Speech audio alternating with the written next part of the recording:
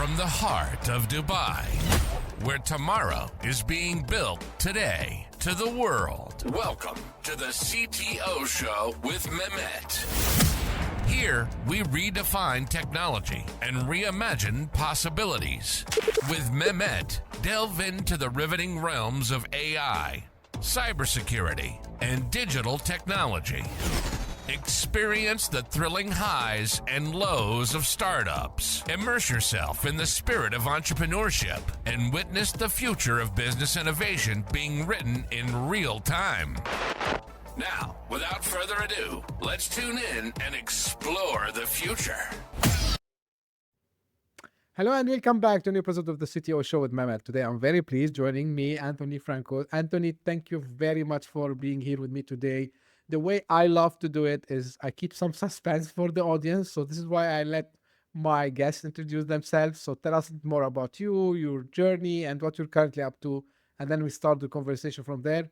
Just as a teaser for the audience, we're going to talk a lot about AI and, of course, about entrepreneurship. So, Anthony, the floor is yours. Yeah, you did catch me off guard a little bit. I am a serial entrepreneur. I've started and sold 6 companies. Most of them been in tech or advanced manufacturing. And now I'm doing a couple things. I'm hosting my own podcast called How to Founder. And that's just an tactical entrepreneurial advice where we dive deep into one subject every episode. And I'm working as I help companies sell. So I help entrepreneurs who are ready to exit. And I'm working as a launch architect. I don't know how else to put it. My job is helping companies launch new things, new products, new channels. And right now I'm working on something with a company called OneReach, and I'm helping them launch the principles of operationalizing AI. Cool. That's something which looks to me interesting about operational AI. So tell me more how to operationalize it. I would say, why, what's wrong in the market, I would say. Well, yeah, let me maybe give you a little bit of context around that. So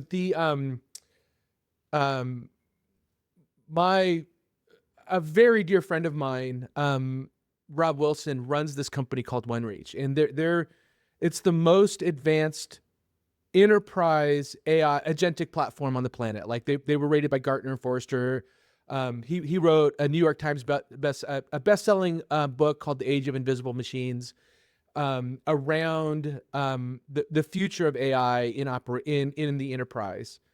And one of the problems he has is the system that he built is incredibly robust, which is a nice word of saying it's very complex. It can do anything in AI when you're operationalizing and orchestrating agents.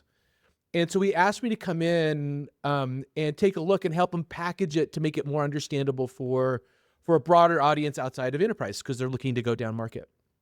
And so the first thing that they've been doing this for almost a decade now. So they've been in the space even before GPT launched. OpenAI launched ChatGPT. So they've learned some things and navigated how you orchestrate automation within organizations, and didn't really they've just become naturally good at that, but they didn't really document how and what, and finally boiled down to, when they go into an organization to help them automate systems or processes, they figured out the first rule is don't automate bad stuff, right? Don't take what your people are currently doing and automate that, because that'll produce, you're going to automate bad processes. And so you kind of have to unwind how you're doing things now, relook at it, use design thinking to figure out how do you make it better. And then once you've simplified the current processes and boiled it down into first principles. Now you have a foundation to start automating. And so I started documenting how they do that so that they could do it better internally and maybe enable partners. And I said, Rob, this is really good. What you figured out is amazing. We need to open source this. And he totally agreed. So it didn't take much convincing. So I've spent quite a bit of time documenting that process, and then bringing in some other processes like in lean, they talk about pull first. So we've added some pull first methodologies. We've looked at the Musk algorithm, for example, and incorporated all the great things about legacy processes, and then applied it to the new modern AI, and launched two things. We've launched the AI First Principles. So that's just AIFirstPrinciples.org, which just talks about the mindset that is needed, and then kind of this recipe or cookbook on how to do it, which is called the Wiser Method. That looks interesting, and something, while you explaining this, came to my mind, when you said people just start to automate and, integrate AI into processes. Like, this is very much similar to when, of course, and still ongoing, when people started to shift from on-premise to cloud, and they start to do what's called lift and shift. Yes. And what happened with lift and shift is, because they didn't go and change the architecture, which is kind of a legacy architecture, they start to say, hey, like, why we're paying that much to the cloud? And yeah, people say, because you just, copied whatever you had, you moved it to someone else's data center, and you didn't try to understand how the new technology can actually help you in speeding up, saving you money, or I don't know. So looks like, and I get what you're saying, Anthony. Now, you mentioned something about the mindset. Here's the thing. Do you believe, or do you think that leaders, get this, they get, taken by surprise? Because when I mentioned the cloud, and I chose it for a reason, it was like a kind of a slow adoption. AI came and everyone wanted to jump on the one wagon, and they wanted to bring AI to their organization. Do you think like this is the mindset problem that leaders have? Like, hey, before we do any initiatives, let's go and find out like what are the current problems, and if we can solve this by adopting automation, AI, and so on. So what is, the, I would say, the mindset shift that leaders need to do in order to have a successful move to the AI age, or the AI era, as some people call it? Yeah, this is a real. So, do I think leaders get it? No, I still don't get it fully. Like, it's hard for me, and I've been in it, and looking at how the top company does it for enterprise for over a year now, and I'm still like, this is a fundamental shift in how work gets done. You're starting to see companies like, there's lots of announcements where, like Shopify, for example, they're telling all their employees they need to be using AI for 10 or 20% of their work, which is, you give everybody a subscription to ChatGPT, and now they're kind of off to the races. And I think that's an obvious first step. But in reality, the mind shift. So the way I'm looking at it, and the way I've kind of wrapped my head around this a little bit, is we're going from this assembly line mindset of how things get done in an organization. So just like how Ford invented the assembly line, you stamp out 10,000 units of the same product over and over again, and that's best done and most efficiently done in an assembly line. And so we've applied that to how things are done within an organization, and just how knowledge work is done. And AI enables something completely different, especially agentic, orchestrating agents within an organization, because now you don't think about things necessarily in an assembly line. It's more natural. It's more fractal. It's more chaotic. How things organically, think about how nature develops things in the world. That's more how you have to think about how AI is leveraged in an organization. Now that can be scary because you're now thinking about, well, nature's completely disorganized and random. And so it's more about like thinking about your organization not as a forest or an assembly line, but as a garden.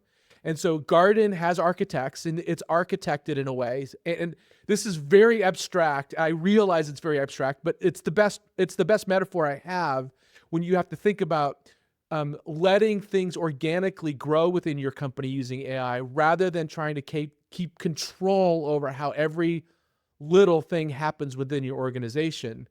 And that's really, it's a very difficult mindset shift it's a difficult leap to make. Now, I want to ask you about a few things. Now, this is again in the mindset, and I believe also, and correct me, Anthony, if I'm wrong, one of the challenges, there are some legacy in the enterprise world, let's put it this way, in companies, traditional system. And I know, like you say, they are outdated, they're broken. So for example, Six Sigma, Agile, and you mentioned They about totally are broken. Yeah. I agree. I agree. And you came with the wiser, methodology, right? So first of all, let's talk about the broken things in these. I know like some people might be upset because we're discussing this, but guys, the world is changing. So, but again, as someone, the nice thing about your profile, Anthony, is like you've been on both sides of the table. So you've built businesses, you exited multiple times, you're a serial entrepreneur, and you've seen it all. Why what we have, or what still people believe in, is broken and we need a change? Yeah. Broken is, Nice way to broken's say it. a hyperbolic way of looking at it. So let's talk about Agile really quick. So Agile came about because waterfall methodologies were broken. Designing these huge monolithic, progressively programmed systems, you would spend months, years until you had something that you could put in front of users to figure out whether or not it was good or not. So Agile was invented based on many failed software projects.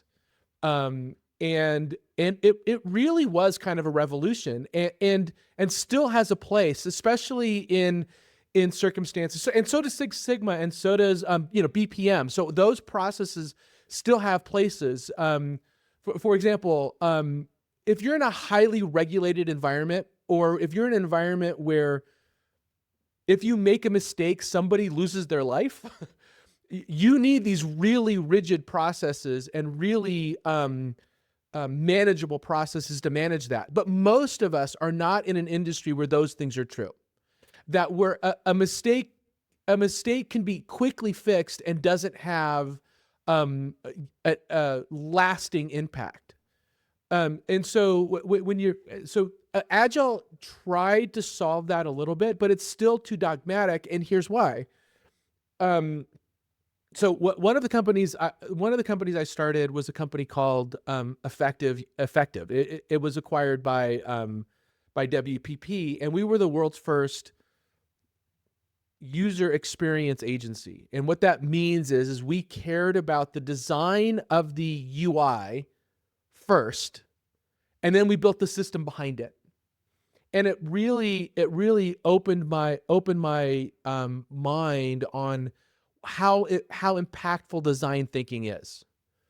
Design thinking is basically think about the outcomes first, design what you want, and then engineer behind that design. And you do that by understanding, having empathy for the business, having empathy for the end users, having empathy for the customer, having empathies for the stakeholders or employees, whatever. And then really understand how things get done, and then build a system behind that. And at the time, it was revolutionary, but those processes still matter. And when you look at something like Agile, and you say, okay, so when does design get involved with Agile? And Agile respects design very little. Like they even like shove it in what they call sprint zero, right? Like they don't even give it a true sprint. They call it sprint zero. It's like the design is the thing that you do first, and then you let us engineers get in here and solve the real problems. And like that doesn't work anymore. And you don't need these heavy processes to engineer, because you can agentically, organically improve the system incrementally, as long as you have it well designed and you're thinking about it from a design first principle.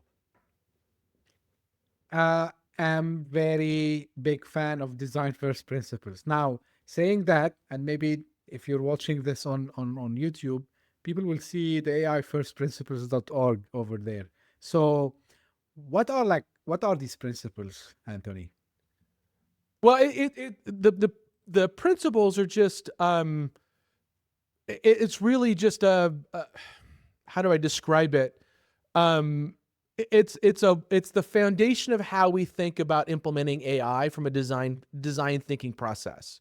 You know, it's very simple. It's very lightweight. Think first, think AI first, but automate last. So understand what you're trying to automate before you try to automate, and then simplify it. You question everything. You honor human creativity, because that's really where the power comes in. That's really where the leverage point is for organizations now, is the human element.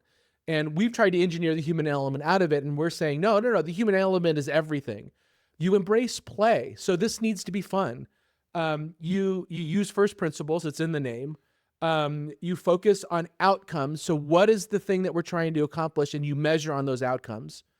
You simplify relentlessly, and then you create pull. So and that's a concept that we pulled from Lean, which create pull means you subtract a whole bunch of stuff, and then you add based on user or system demand.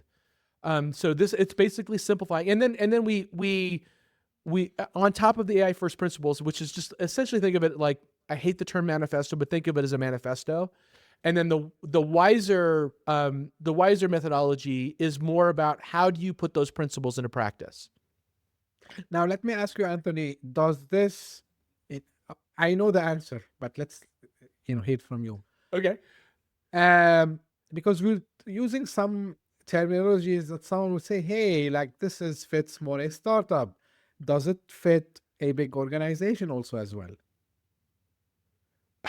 It's such a good question. I think it fits an Look, there's you know the answer to this. Any answer in technology is it depends. so it depends, right? So I think it fits better, and it was designed more to understand existing ways of doing things, and then re-engineering it as though you're a startup. So it's kind of startup thinking or simplification of a process thinking. You can apply it to startups, but what a startup has that enterprises don't is they have a blank slate. They don't have systems that have decades of tribal knowledge around it and decades of overcoming problems that existed and navigated those problems. They don't have approval processes, right, to navigate through. And so startups have a little bit of an advantage here, but you can't apply the same kind of thinking at a startup, especially if you're trying to disrupt an industry. You can look at how other industries do it, apply the wiser method to it, and then re-engineer your systems based on somebody else's. That's actually a great use case for it. But it also works really well in organizations that are kind of stuck in bureaucratic nonsense. It was really designed for that circumstance, to break free of the bureaucracy within your organization and really leverage and harness the power of AI and orchestration of agents. Now, the natural question that I want to follow on, because we've talked about agentic AI and, agents, automating things. I know it's kind of now a cliche question, but still some people are doubting Anthony, or some people are having this fear effect. Oh, like the agent will completely replace me and I would not have a job.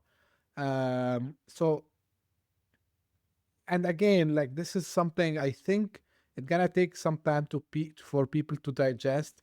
But really, in reality, why people should not be fearing, agentic AI and agents and automation, and you know, how do you think like we can shift this way of thinking in a just fear and doubt and pushing back?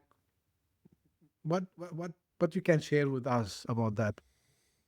Well, I mean, the another cliche saying that you've probably seen a lot is AI is not coming for your job; it's coming for people who don't. It's coming for the jobs of people who don't use AI. And when talking to Rob Wilson, again the CEO of OneReach, when talking to him about this, he's like, actually, no, AI is not coming for people's jobs; it's coming for companies. It's not going to replace your job; it's going to replace the company, which is I don't think, again, he thinks in terms of 10 years, right? So he's an absolute visionary when it comes to this stuff. And so it took me a while to wrap my head around that. And like, what does that mean? It means that companies that don't embrace agentic technologies are going to be gone because you're going to be able to provide better services faster than any company that's not embracing this way of thinking. It's you are and companies get that. Like a lot of companies understand we need to get into this AI thing. So it's going to take a decade for this to be actually true. But if you're not employing AI as a company, you're going to die, period. That and now it's about, for people, it's about how do you get people to do what people are good at, which people, like I suck at this, and I think most people are the same. Doing the same thing over and over and over again is really hard. And also doing everything bespoke is very hard. Right. Doing everything differently every time. That's what AI is good at. AI is good at doing the same thing over and over and over again every single time. And it's also good at, that's what automation is good at. AI is good at everything being personalized and customized. Those are two things that are hard for human beings to do. Where humans can come in is they can be creative and have empathy for how those systems are built and how they're deployed. So it's just you as an individual. I mean, you do this too, right? I can now do the work of 10 people because I employ AI.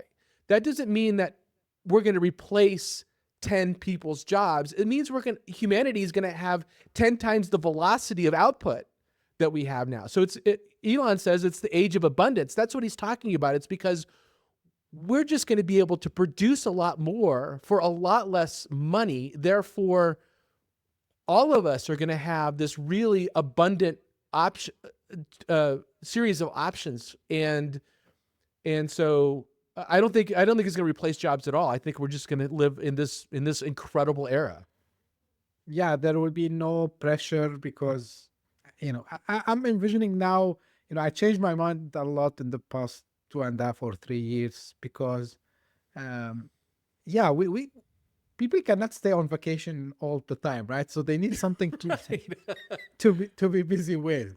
But I believe people will enjoy maybe what they are doing more, rather than just sitting and doing repetitive tasks that they hate because they don't like to do repetitive tasks, right? I totally agree. I think the only, I'm not saying it's a problem. Let's call it a challenge, which I believe we're gonna pass it somehow, is passing the AI knowledge to the mass population, right? I know like a lot of companies now, they started initiating these, let's train everyone on AI, let's everyone get into this Gen AI thing. But I think, they're still kind of missing, what really AI can do, because AI is not just you go and type a prompt and it gives you like the best marketing. I don't know. So I think, people needs to get some, I don't know how, maybe you have an answer, Anthony, like how we can upskill people in organizations to also be ready for the next wave. Yeah, I don't. This is a better question for Rob, because he can Sure. see, like I said, he can see things 10 years out. I'm more of a biographer of this. Like, I look at what's happened and go, oh, that's interesting. Let me get that out for folks. So I don't know how this I can only tell you how it manifested for me, right? At first it's like, well, let's take a step back. Actually, when you say you're in AI, what does that mean? Mhm. When you hear somebody say I'm in AI, like, does that mean you're designing chips for NVIDIA? Does it mean you're working at OpenAI? Does it mean you're in machine learning for research, or does it mean you're in ChatGPT 3 times a day? And so the answer is yes, all of those. But there is, and to kind of take it full circle back, there is no I'm in operationalizing AI. There's nobody talking about how do we operationalize, and how do we take this new technology and think about it in a way that we can actually put it into practice. And that's really kind of, I for lack of a better word, that's really what I'm most excited about, and what I get to be involved in over the next few years is helping organizations do exactly what you're saying. And that is, how do we shift our mindset and put it into practice in a way that really makes a dent in the organization? Right. Now, let me ask you, Anthony, something I hope you would find interesting. You having this, amazing, experience of being serial entrepreneur, and, you've done it multiple times. Now, maybe second time founders who are listening to us, they might relate. If you are first time founder, listen well.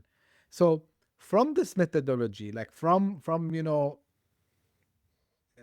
using the AI, so there are some steps usually entrepreneurs they need to do, when they start any new venture, I would say. So starting from ideation, and then going finding the product that they want to work on, the problem they want to solve, then kind of an MVP, product market fit, and so on and so forth. How much of this AI agents can help in your opinion?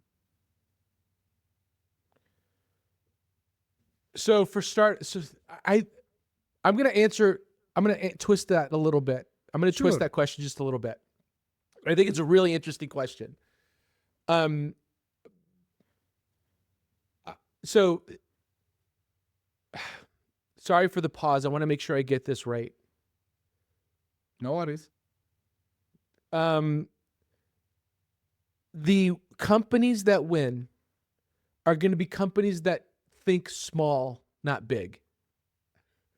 And what I mean by that is, if it can be vibe coded, what value are you bringing as an entrepreneur? So really, where I think the economy is shifting and will continue to shift is those entrepreneurs that can do the things that are uniquely human: build relationships, sell, creative ways of looking at a market in a different way. The engineering of a product is commoditized. So it's what new thing that I can bring to market that I am uniquely able to create a human-to-human connection to get awareness of it, and then grow that company. So when I mean go small is, you're now going to meetups. Like, it's hand-to-hand combat now. It's talking to individuals. If you're trying to automate your outreach, everybody is. It's all noise. So it now goes back to, you need to be good at the things that most people don't like doing, which is this notion of connecting with a real live human being and having a conversation with them about what you're doing, solving their problem, and selling to them one-on-one. So when you talk about how do you leverage AI, that's kind of going to be easy, and it's really easy now. The hard part is what we need to get good at as entrepreneurs, which is connecting with other humans. That's an interesting take. So I agree with you, Anthony. Like, we are absolutely seeing a huge shift. Of course, I cannot predict the future. I don't claim to. Me either. Yeah, me either. Yeah, but of course, like, try to see patterns, right? So, and more than any time before, what I see, because you mentioned about selling, right, and being able to communicate to other human beings. So first, you mentioned finding the niche, basically. So going Yes. small, You need to be an expert in a niche for sure. and then being able to speak to those folks in their language, right? Yes. And then you mentioned something very, I think it's underrated in entrepreneurship usually and in startups. And this is what, when you started, when you did the introduction, it's about the channel and distribution, Anthony. Tell me more. Like, uh, does founders really underrate distribution, sales, and how they're gonna reach to their ICPs, ideal custom profiles, whatever you want to call it? Yes. Yes, and developing an ICP doesn't make it that much better. I find, look, I suffer from this. I personally suffer from this. I'm a product guy. I'm an engineer at heart, right? So I want to go solve the problem, and in my naive, still after doing it for multiple decades, I still think if I build something cool, people are going to connect with it, and I just need to build something cool and I'm done. And that is absolutely not the case. The building something cool is probably 20% of the equation. Getting awareness is 80% of it. Developing distribution channels, developing awareness, developing a process to move a customer through a sales pipeline. That's the hard part. And so many founders I talk to suffer from that. There's even a oh my gosh, I'm gonna forget the name of it. Antler is the name of the accelerator. Yeah. And Antler's hypothesis is, and it's a brilliant one, is we need an engineer and we need a sales guy. And they don't even you don't even need to come into their accelerator with a business model. You need to come into an accelerator with either go-to-market expertise or engineering expertise. They put a bunch of folks in a room and say, all right, go try to make some startups. And they just let everybody kind of mix. And it's early yet. I don't know if it's going to work or not, but it's the right way of thinking about it. It's like, we need go-to-market and sales. And it's hard to find that in one person. That's why I think co-founders really matter. There are some unique individuals that have both those genes. Mm-hmm. But yes, I think go-to-market is, I've seen a lot of amazing products that went nowhere because they didn't have that sales engine and go-to-market figured out. A lot. Yeah. I think the best combination is the one you just described, Anthony, like a super engineer and a super sales guy. When I say sales guy, someone who knows how to position the product, how to talk about it, how how to be able to show the value proposition that they are bringing. And Yes. always the example, which is traditional example that comes to my mind, I give Apple, right? And I say there were two Steves, and one was a great engineer and the other one was a good sales and marketing guy, and it worked for them because and I think maybe intuitively they didn't decide to do it this way, but because one was shy, the other one was the aggressive kind of guy who want to just put his dance in the world. So it worked perfectly for them. But even when I studied or I tried to analyze other successful startups, especially if they had two or more founders, the best ones that really they had this wow effect were the ones where you had the brilliant engineer and the brilliant sales marketing guy, to your point. Yeah. Yeah, and if you don't have it, you can treat it like a craft and go learn it. But you have to treat it like a craft. You can learn go to market. You can learn how to write good marketing copy. You can learn how to sell. All of those things are now, are you going to be as good as somebody that's natural? Actually, you're going to be better because you know the product better than somebody that's natural at selling, but doesn't know the product as well as you if you're an engineer. So you can overcome it, but you have to treat it with respect. You have to understand the motivations behind salespeople. You have to understand the motivations behind your customer. You have to have empathy for who you're talking to. But you can develop it. I've seen it. I've done it. Right. Now the question for you, Anthony, and because you did multiple startups, I'm curious, honestly. I interviewed some serial entrepreneurs, but what pushes you to go to the next adventure? Like what is that? I don't know, like secret sauce, let's call it. I don't know so I'm inherently a broken individual. so if I'm not moving, I'm gonna die. So it's like a shark. Like if a shark stops moving, they're gonna die. I'm the same way. Maybe it's a bad metaphor to put out there about myself, but I if I'm sitting and watching Netflix for too long, I just become a very miserable human being.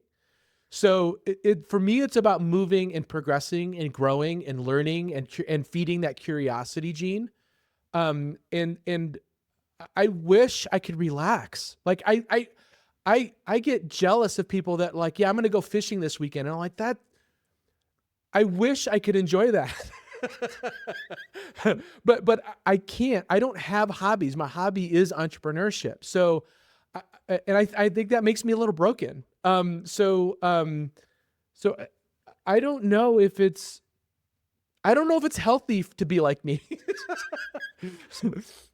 No, I see you. I see it is. By the way, mentioning the sharks, I know that you were on Shark Tank and you worked with Mr. Wonderful. Well, just quickly, how was the experience? Once in a lifetime. So Kevin O'Leary, I'm not supposed to say this because I'm going to ruin his reputation, but he's actually a really good guy. We struck a deal on Shark Tank. He was super helpful in growing that company. And being on that show, look, if you're an entrepreneur, you have always imagined yourself on the show. Now you can say, I don't want to be on the show, but deep down you're like, you've pictured yourself on that stage pitching, right? So the fact that I got to do it was, it's once in a lifetime. And, I would never want to do it again, but the fact that I got to do it, what a fun and great experience. Okay, good to know. Now, tell me a bit more about the podcast because I know from myself, right? So it's not like something. At first, it's not an easy decision to start a podcast. People think, let's start a podcast. It's not, guys. At least for me, it wasn't an easy because I didn't want to just, be outside and show my face and, get my voice out for the sake of it. I needed really to think about, some mission. What was your motive to start your podcast, Anthony? Yeah. So the podcast is called How to Founder, just howtofounder.org, howtofounder.com. And it started, so I have like I said, I have a passion for entrepreneurship and am really dialed into the entrepreneurial community here in Colorado.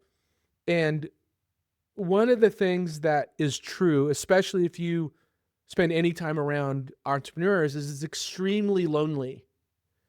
And it's lonely because you're constantly failing. You're constantly experiencing something new that you've never run across before, and you don't know how to solve it. And you don't feel, look, I didn't anyway. I didn't feel like I could go out and ask other entrepreneurs how to do it because you're admitting that you're not good enough, right? So I've always wanted to write this reference manual for entrepreneurs to say, all right, when you experience when you experience, what does working in versus working on the business mean? And I'm actually having a podcast episode about that tomorrow. How do you read a P&L? How do you read a balance sheet? How do you hire your first employee? Like all of those tactic things. I wanted to write a reference manual, but I don't want to write a book. So I came to it's a really good friend of mine, Chris Franks, and I said, why don't we write this reference manual and do it as a podcast? And so that's where it started. That's the origins. Just to serve entrepreneurs and make it a little bit less lonely, and a little bit easier to frame a mental model around something when you hit something for the first time. And we've been doing it for almost a year now. We have 90 episodes in the can. We do it a couple times a week, have guests on, and we tell bad dad jokes and talk about entrepreneurship, but we dive deep on one topic every episode. I would say most of them are pretty good. Some of them, you're like, oh, that guest really could have done a little bit better job explaining it rather than selling themselves. But for the most part, I'm really happy with the direction of the podcast. Yeah. Like, it's my own theory, by the way, Anthony. Like, I don't think there's a bad episode, right? And by the way, it's a confession. When I started to do this, I was doing solo. I didn't have, the format in my head wasn't like as interview format. And, I was like doing it daily because it's very short. Like I was just recording myself maybe 5, 6, 7 minutes. And, after I published it, what, like this would be the worst thing I've done ever. And, after 2 days, I see, the downloads and people writing me, hey, like you just like, it's good like you talk about this. And when I start to do the interviews, people, I expected people to tell me like, are you crazy? Why like you embarrassing yourself? Like you could have asked better questions. I love that story. And I love that story. And you know what? After a while, I was thinking, to be very frank with you, I was thinking that the guests are kind to me, saying, "Hey, like you did fantastic. You asked good questions." And I'm, yeah. but really, people when they start to tell me and said, "Okay, good, I'm asking good questions," and this is, by the way, motivated me to keep doing this. And so I can feel the same energy and power that you have, Anthony, in this also as well. And of course, people needs to listen to your podcast, because guys, you're gonna be listening from someone who did it 7 times and still building. So Anthony, like after all these years, and I'm sure like you give a lot of advices with the guests that you bring to the podcast, but today let me ask you this question first. So it's important because I believe, and we were talking about the 2 characters, one engineer, one seller or marketer, whatever you want to call it. So we're talking now, or people talking about smaller companies, and some Altman mentioned it, like some other people, they talk about the 1-person company, and do you still like do you believe like this is in the future the norm for like startups and companies?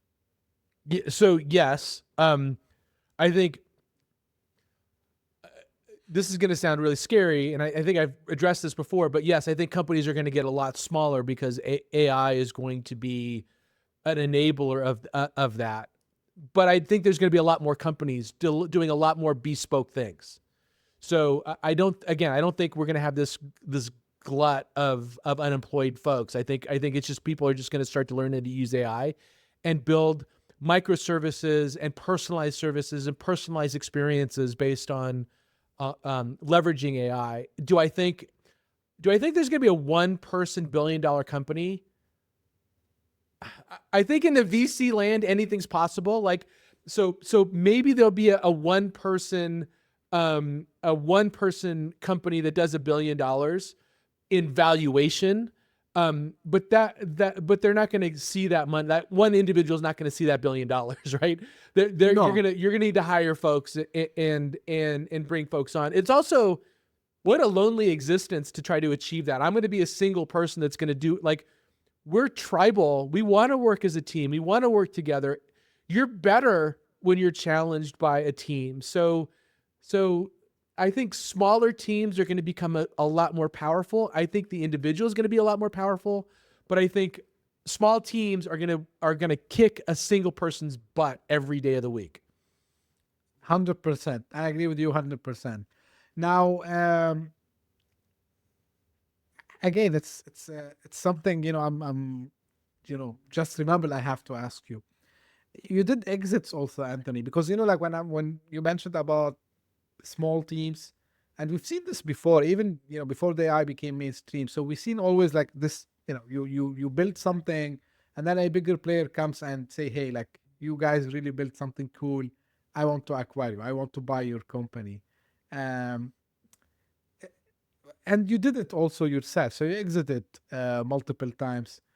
When it's time to exit, like when do you think it's a good time for a founder to say, yeah, like when's a good time to fall in love?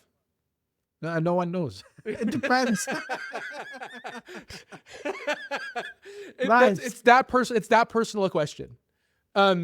So I always say it's time to exit when you've lost.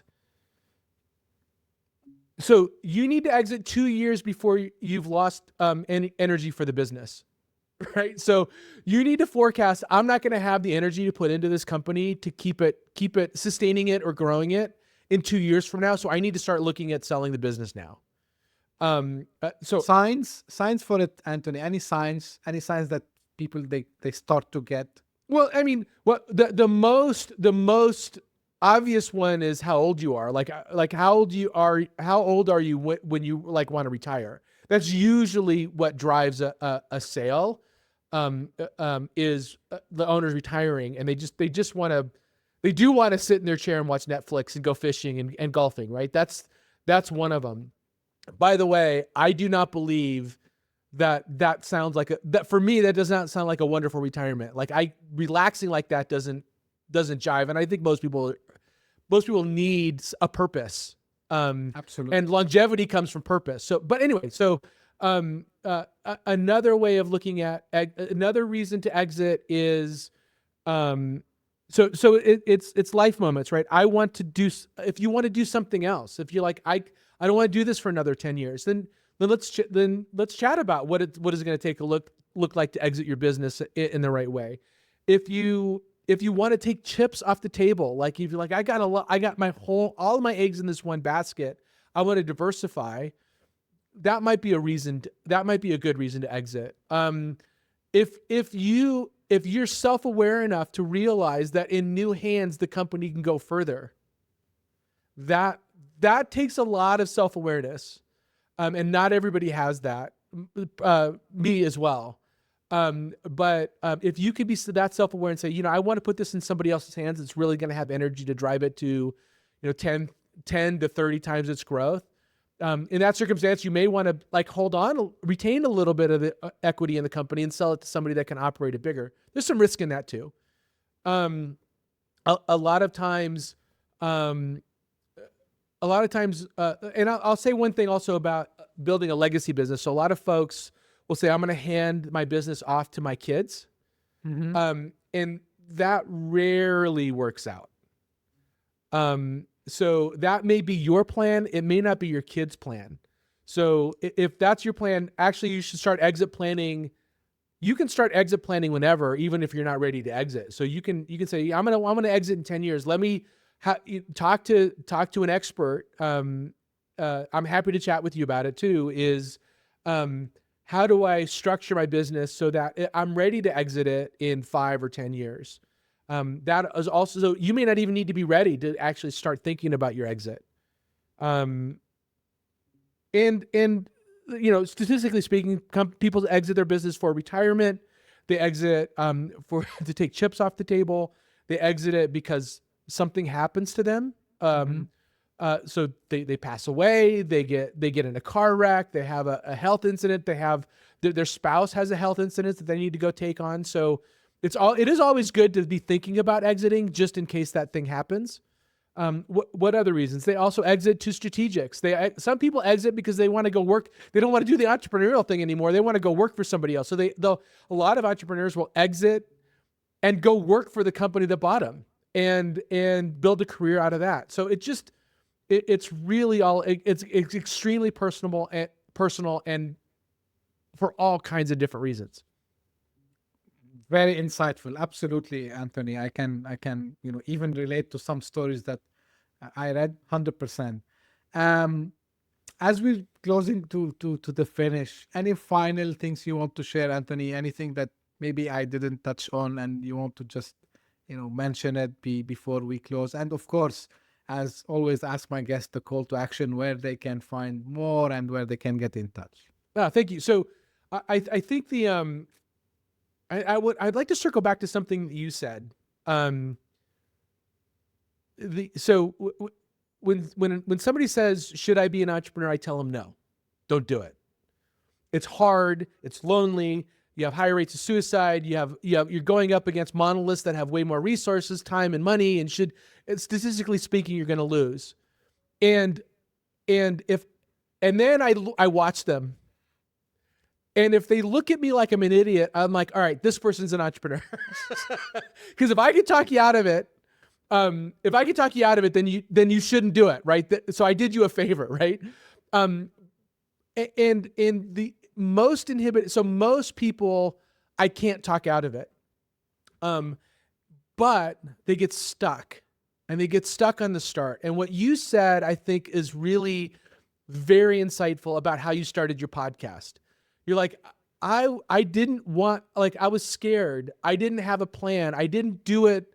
I didn't have all of my ducks in a row before I started. It was like myself too. When I started my podcast, it was terrible when Chris and I started, but we started, and the first step is always the hardest, but then the next step is harder because you're like, I'm failing. People are telling me this is shameful. People telling me I'm embarrassing myself. Ignoring that is really hard, but getting through that and that perseverance really is what entrepreneurship is about. Getting through it, taking the next step, learning from your failure, embracing failure, embracing the fact that you're gonna screw a lot of things up, and just learning and growing. I would encourage people to take your example to heart and just start and be comfortable with the fact that it's going to be a little awkward and silly, and you're going to be embarrassed, and there's going to be some shame in it. That's okay. That's part of the process. And believe the process. I tell people you have to believe the process. Of course, I can't claim also I knew this at the beginning, because when someone used to tell me, yeah, you have to believe to believe in the process, I said, what process, right? Like, process. I don't see any playbook, or I don't see anything that talks about. But anyway, yeah. And thank you, Anthony, for giving me as example. I try to, and I try to do this not just to, I would say, talk about myself, like really to inspire people, because every time I think about it, I said, okay, I was late to start it, but it's okay. It's good I started. Like, it's better than not doing anything at all. And yeah, thank you for the. I'm going to be 85 and starting something new, and people are like, what is this guy doing? It's not too, it's never too late to start. I'm going to be starting absolutely. stuff, and I think at my funeral, I'm going to have a startup going. Like I'm going to be starting stuff all the time. So it's never too late. Absolutely. So what is the best way to get in touch? And so best way. So if you want to check out AI First Principles, it's just AIFirstPrinciples.org, and there's links to Wiser and all that stuff. Also, just go to howtofounder.com, and my LinkedIn profile is there. The podcast is there. So that's the best way to kind of get in touch with me and maybe lean in onto the podcast. Great. So audience, don't go left, right to find links. Just again, make the life easy. Put everything in the show notes. If you're listening on your favorite podcasting app, if you're watching on YouTube, of course, you'll find it in the description. Anthony, thank you very, very much. It was like a very, I would say, insightful yet also fun conversation with you today. I really appreciate also your time, and thank you for making it. And usually this is how I end my episode. This is for the audience. So, hey guys, if you just discovered this podcast by luck, thank you for passing by. I hope you enjoyed it. If you did so, give me a favor, just subscribe and share it with your friends and colleagues, because we're trying, as I was telling Anthony, trying to do an impact, trying to do help, and also follow and subscribe to Anthony's podcast also as well. Do me a favor. And if you are one of the people who keeps coming again and again, you send me your messages, your feedbacks, comment. Thank you very much for doing so. I'm super grateful. I know I'm repeating this every single episode this year, but guys, because I'm so grateful for you, because of what you're doing in the, behind the scene for me, you making the CTO show with Mehmet, trending in the top 200 podcasts on the Apple podcast platform in multiple countries. This is something I never saw in the past 2 years. So thank you very much, because without you, I couldn't do it. And thank you also for the trust. And I promise you always to be here and, get the best of the best. So thank you very much for tuning in. We'll meet again very soon. Thank you. Bye-bye. Hit that subscribe button, share the show with your tech-savvy friends and fellow entrepreneurs, and leave us a review on your favorite podcast app. Your support means the world to us.